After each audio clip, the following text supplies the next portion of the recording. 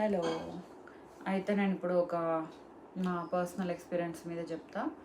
ఏంది అంటే అదొకటి లా ఆఫ్ అట్రాక్షన్ మీద చెప్తా అనమాట. లా ఆఫ్ అట్రాక్షన్ అంటే ఏంది అంటే మనం ఒక కోరిక కోరుకుంటే అది దీర్ఘకాలంలో తీరుతుంది అనేది దీని ఫార్ములా. అంటే యూనివర్స్ అంతా ఒకటే మన కోరికలు తీరుస్తుందంట. అంటే నా ఎక్స్పీరియన్స్ ప్రకారం అయితే ఇది పని చేస్తుంది, ఇట్స్ వర్క్స్ అనేది నేను చెప్పగలుగుతాను నా పర్సనల్ ఎక్స్పీరియన్స్ తోటి. లైక్ ఎట్లా అంటే నాకు బిఫోర్ మ్యారేజ్, ఆఫ్టర్ మ్యారేజ్ కొన్ని కొన్ని విషయాలు ఉండేవి. ఏంటి అని అడగకండి, చెప్తే బాగోదు.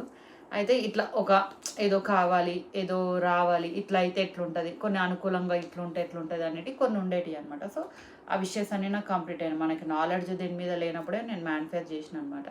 సో యూనివర్స్ విన్నది, నా కోరికలు కొన్ని తీర్చిందనమాట. ఇప్పుడు ఇంకా ఇంత పెద్ద బకెట్ లిస్ట్ ఉంది. అవన్నీ తీరుతాయా లేదా లాస్ట్ వరకు చూద్దాం.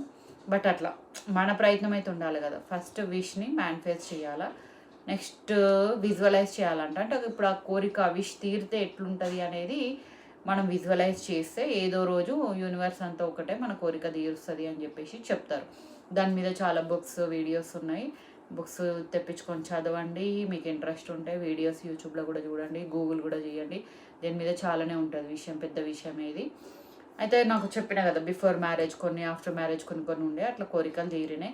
లైక్ అందులో వచ్చేసి డ్రైవింగ్ ఒకటి, ట్రావెలింగ్ ఒకటి, ఇట్లాంటివి కొన్ని ఉండే అనమాట. ఇంకా వాటి గురించి బ్యాక్గ్రౌండ్ నేను స్టోరీ అడిగితే ఇంత పెద్దది చెప్తా, ఇది సరిపోదు. అట్లా ఉండే ఇంపాసిబుల్ అనిపించే విషయాలు కూడా పాసిబుల్ అయినట్టు ఉన్నాయి అనమాట.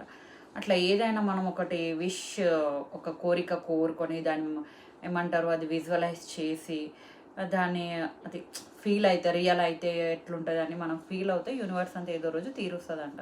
ఇంకా అట్ ఎ టైం కిస్మత్ స్టార్ కూడా అనుకూలించాలేమోలే, అది కూడా పనిచేస్తుందేమో కిస్మత్.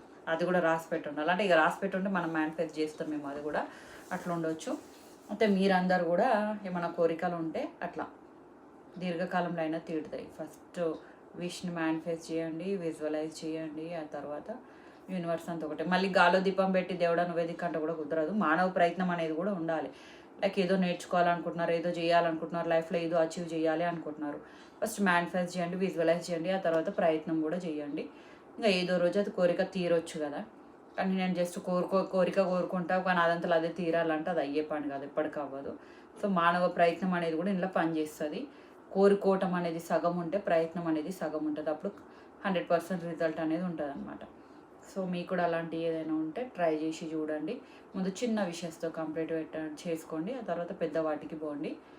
ట్రై చేసి చూడండి ఫార్ములా అనేది పనిచేస్తుందా లేదా అనేది. నా లైఫ్లో అయితే నాకు పనిచేసింది. మీ లైఫ్లో మీరందరూ కూడా ట్రై చేస్తే పని చేయొచ్చేమో. సో ఈ విషయం షేర్ చేసుకోవాలనిపించింది.